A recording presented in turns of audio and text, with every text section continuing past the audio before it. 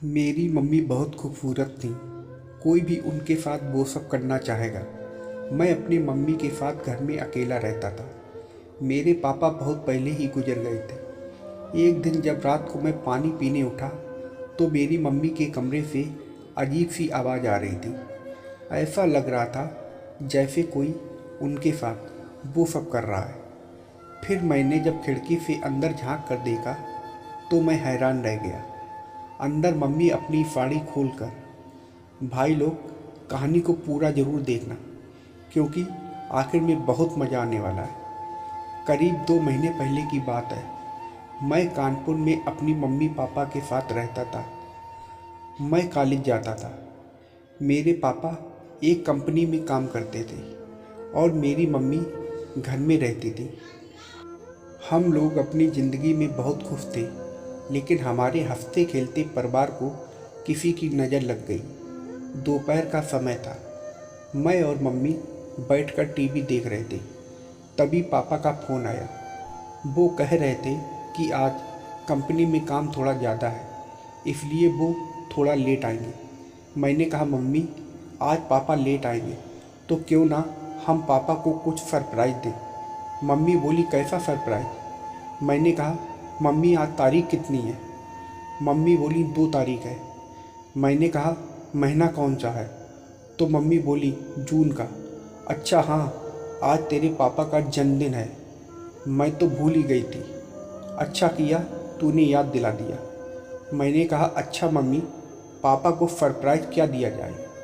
तो मम्मी बोली, तेरे पापा को सोने की चैन बहुत पसंद है। वो पिछले महीने मुझसे कह रहे थे कि उनका सोने की चैन पहनने का मन करता है, लेकिन उनकी सारी तनख्वाह घर के खर्चे में ही चली जाती है। मैंने कहा, लेकिन मम्मी वो तो बहुत महंगी आएगी ना। मम्मी बोली, कोई बात नहीं, मैंने तेरे पापा से छुपा कर कुछ पैसे रखे हैं और थोड़े पैसे मेरे एटीएम में होंगे, तो तू जाकर निकालना। फिर मैं एटीएम से पैसे निकालने गया। हमारे पास कुल 40,000 रुपये हो गए। फिर मैं और मम्मी ज्वेलर्स की दुकान पर गए और एक अच्छी सी गले की चैन ले आए। हमने पापा के जन्मदिन की तैयारी खूब अच्छे से कर ली थी। बस पापा के आने का इंतज़ार था।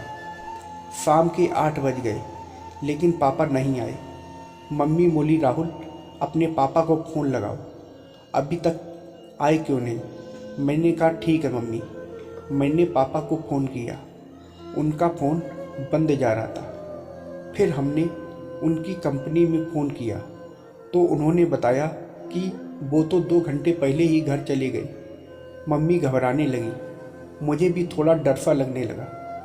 मैं पापा को बार बार फ़ोन कर रहा था, लेकिन उनका फ़ोन बंद जा रहा था।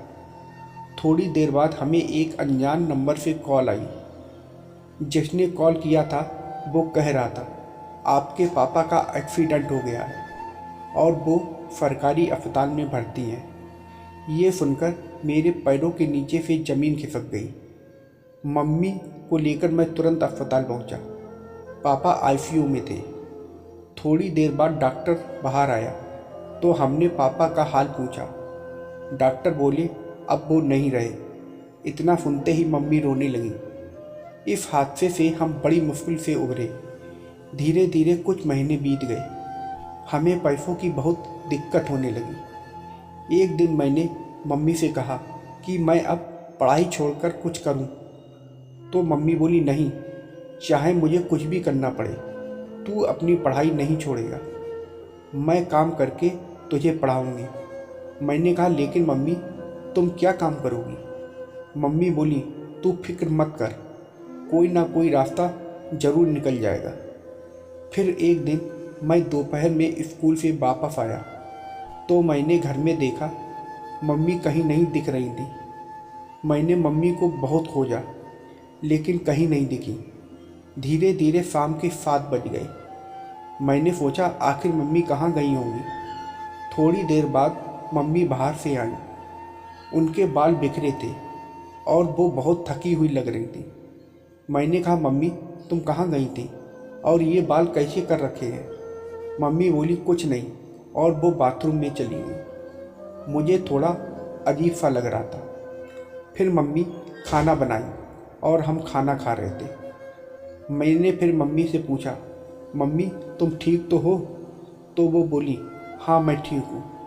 सुबह मैं उठा तो मैंने सुना मम्मी किसी से फ़ोन पर बात कर रही थी। वो कह रही थी, अगर 10,000 दोगे तभी मैं आऊँगी। मम्मी की बात सुनकर मुझे बड़ी हैरानी हुई। मैंने सोचा, ये मम्मी किससे पैसों की बात कर रही हैं और कहाँ जाने के लिए बात कर रही हैं। फिर मैं मम्मी के पास गया। वो मुझे देखकर मोबाइल छुपा दी। मैंने पूछा, कौन था मम्मी? तुम किससे पैसे मांग रही थी? वो बोली, अरे कोई नहीं, वो तुम्हारे पापा जिस कंपनी में काम करते थे तो वहीं से फ़ोन आया था। उनके पास तुम्हारे पापा के कुछ पैसे एडवांस हैं तो वही देने की बात कर रहे थे। फिर मम्मी अपने कमरे में सोने चली गई। मुझे शक होने लगा कि कहीं मम्मी कुछ गलत काम तो नहीं करती। फिर मैंने सोचा, यह मेरा वहम है, मेरी मम्मी ऐसा नहीं कर सकती। फिर सुबह मैं अपने स्कूल चला गया। मैं दोपहर में घर आया। मेरा मूड खराब था क्योंकि स्कूल में 4 महीनों की फीस बाकी थी और प्रिंसिपल ने कहा था कि अगर कल फीस लेकर नहीं आए तो आना मत, मेरा नाम स्कूल से कट जाएगा। मुझे देखकर मम्मी बोली, क्या हुआ छोटू? मैंने कहा, मम्मी कल अगर स्कूल की फीस नहीं जमा की तो स्कूल से मेरा नाम काट दिया जाएगा। तो मम्मी बोली, तुम टेंशन मत लो, सुबह तुम जब स्कूल जाओगे तो फीस लेकर जाना। मैंने कहा, लेकिन मम्मी पैसे कहाँ हैं? मम्मी बोली, तुम फिर पढ़ाई पर ध्यान दो, बाकी मैं संभाल लूँगी। फिर मैं सुबह मम्मी से पैसे लेकर स्कूल चला गया। एक दिन मैं स्कूल से घर आ रहा था, तभी मैंने देखा मम्मी किसी के घर में जा रही थी। मैंने छुपकर पीछा किया। मम्मी अंदर गई और दरवाज़ा बंद कर ली। मैं वहीं बाहर छुपकर मम्मी के बाहर आने का इंतज़ार कर रहा था।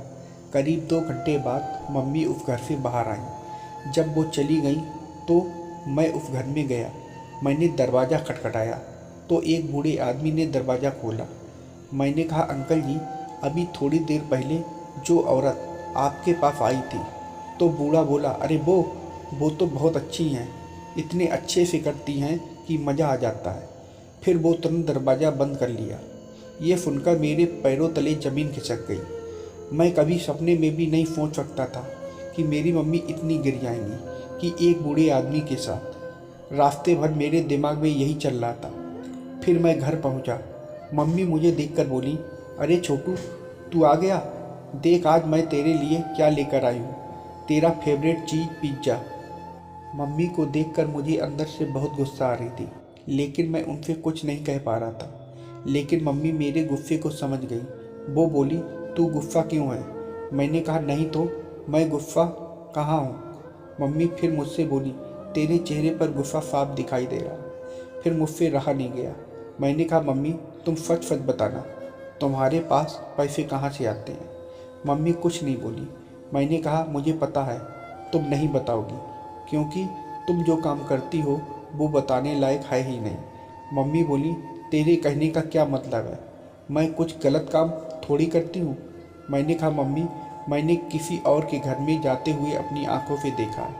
मम्मी बोली, तू जानना चाहता है ना कि मैं क्या काम करती हूँ?